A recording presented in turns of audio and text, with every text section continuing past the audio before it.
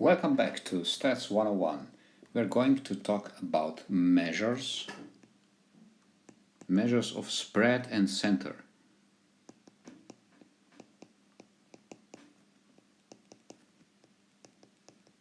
Spread and actually about measures of center and spread. Okay, so let me build up the stage. Say we have this set of measurements. These are persons' heights, and they go like this: 1.58. The next one is 1.62, and again 1.62, 1.78, and 1.80. Okay, so now let's think, is there any way to represent those 5 numbers with just one number? This one number should be a good representative of those 5 numbers. And let's consider our options. So probably the first that comes to mind is an average, and in particular an arithmetic average. So let's say arithmetic average. Use a different color, and we are going to use arithmetic average.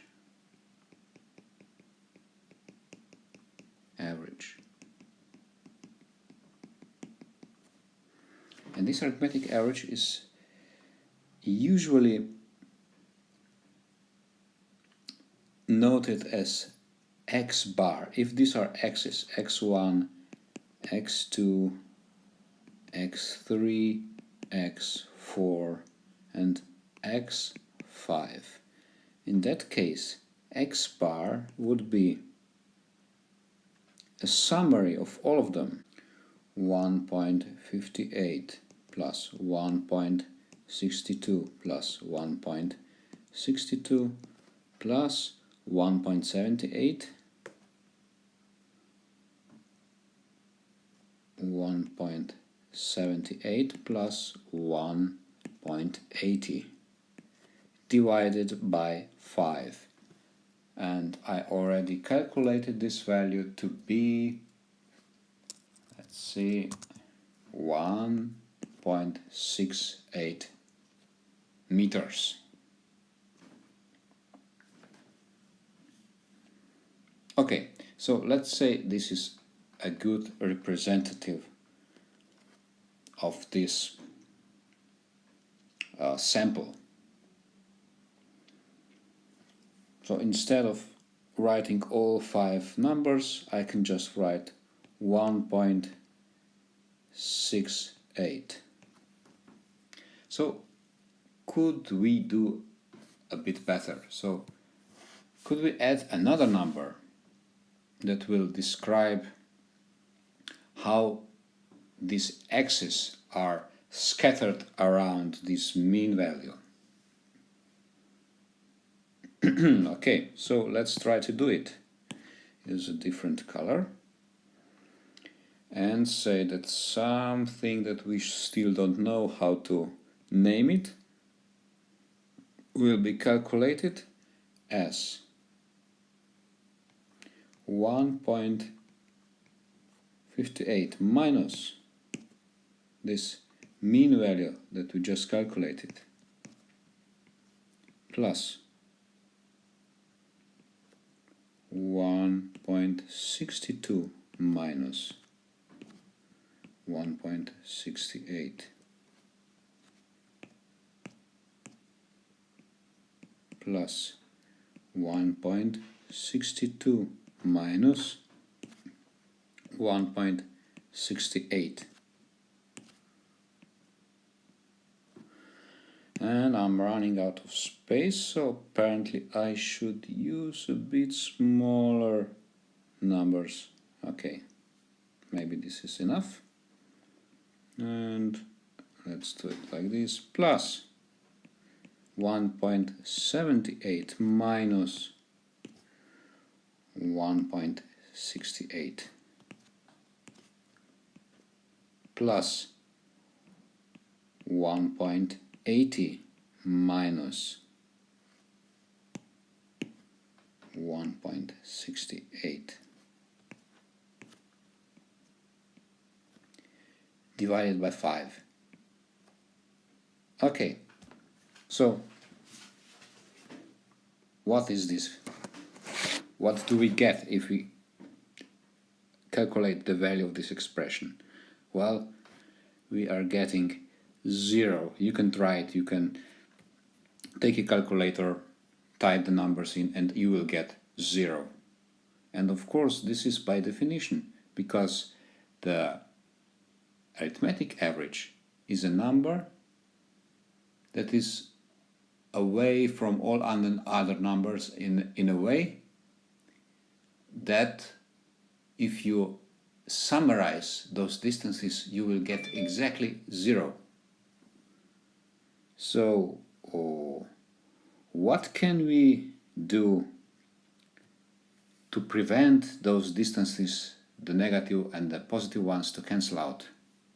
Well, we may take absolute values, but believe me, we will get into trouble later on if we do this. So the next thing that comes to my mind is, why don't we just square them? Square. Squaring usually means that we will get some beautiful mathematical properties. And if we do this, if we square the distances in this expression, we will get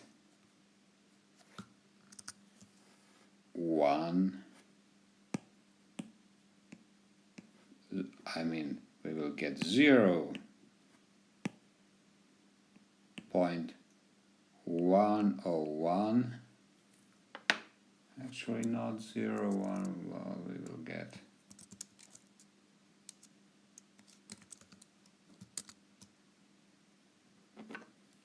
0.01038.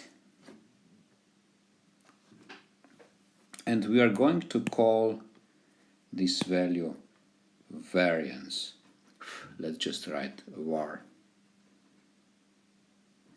But there is a problem with this value. So the units, if the units of the heights are in meters, the units of this variance is in square meters. And it's hard to interpret what these square meters mean for the spread around the center value. And to overcome this, let's just take a square root of variance. Square variance is always positive, so there will always be a square root of it. So instead of variance, we will write as standard deviation. Standard deviation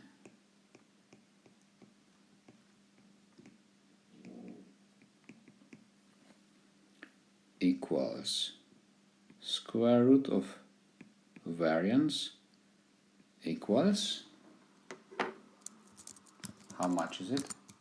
It's about 0.1017. So 0.1017. And we have just described this sample of 5 heights with just 2 numbers. So the mean and the standard deviation.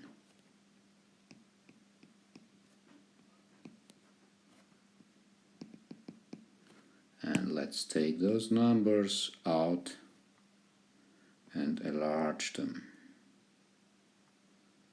Okay, not quite the best.